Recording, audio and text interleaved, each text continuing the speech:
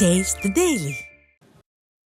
தூத்துக்குடி மாவட்டம் அமளிநகர் மீனவ கிராமத்தில் தூண்டில் வளைவு பாலம் பயனற்ற முறையில் அமைக்கப்படுவதை கண்டித்து போராட்டத்தில் ஈடுபட்ட மக்களை அதிமுக முன்னாள் அமைச்சர் SP சண்முகநாதன் நேரில் சந்தித்து ஆதரவு தெரிவித்தார். திறனற்ற ஸ்டாலின் அரசு அமைத்து வரும் தூண்டில் வளைவு பாலத்தால் கடல் அரிப்பு ஏற்படுவதாக கூறி அப்பகுதி மீனவ மக்கள் காலவரையற்ற போராட்டத்தில் ஈடுபட்டனர்.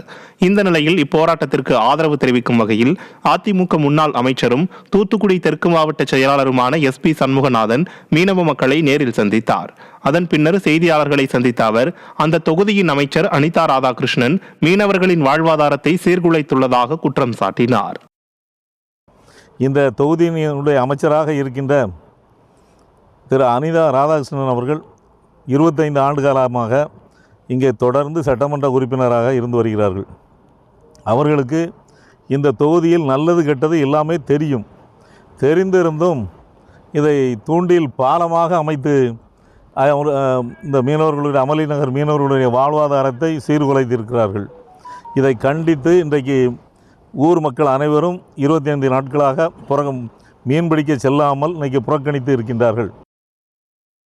தருமபுரி மாவட்டம் கோம்பேரி கிராமத்தில் மழை வெள்ளத்தால் பாதிக்கப்பட்ட பயிர்களுக்கு இழப்பீடு வழங்குமாறு ஸ்டாலின் அரசுக்கு விவசாயிகள் கோரிக்கை விடுத்துள்ளனர். பல நூறு ஏக்கர் பரப்பில் நெல், வாழை, மஞ்சள், சோளம், ராகி, கரும்பு மற்றும் வெற்றிலை உள்ளிட்ட பயிர்கள் மழைநீரில் மூழ்கி சேதமடைந்துள்ளன. பல லட்சம் ரூபாய் மதிப்பிலான பயிர்கள் சேதமடைந்ததோடு கிணறுகள் சரிந்து மின் மோட்டார்களும் கிணற்றில் விழுந்து செயலற்று விட்டதாக வேதனை தெரிவித்துள்ளனர். இதுவரை சம்பந்தப்பட்ட அதிகாரிகள் நேரில் கூட வந்து பார்வையிட்டு கணக்கீடு செய்யவில்லை என்று குற்றம் சாட்டும் விவசாயிகள் சேதமடைந்த பயிர்கள், விவசாய பொருட்கள், கிணறுகள் தூர்வாறுதல் ஆகியவற்றுக்கு இழப்பீடு வழங்குமாறு ஸ்டாலின் அரசுக்கு வேண்டுகோள் விடுத்துள்ளனர். பூரா சோத்து கூட வெளியேறதுக்கு இல்லை, பில்லு கூட ஆகாது, பரெல்லாம் மைக்கி பூசி போகிற ஏன்னா ரெண்டாப்புறமும் மழை அடி பூரா ஜவுக்கு வர்றது பூராவும் இது மேலே தானே வரணும், மழை தண்ணி பூராவும். அதனால் எல்லாருக்குமே நஷ்டம்தான், யாருக்கும் நஷ்டம் இல்லைன்னு சொல்கிறதுக்கெல்லாம் கிடையாது. பூரா கிணறு எல்லாம் ஒரே சமம். இது ஒரு 20 வருஷத்துக்கு முன்னே அது மாதிரி வந்துச்சு, அப்போ கூட இவ்வளோ சேதம் இல்லை. இப்போ தான் சேதம், பயங்கரமான சேதம்.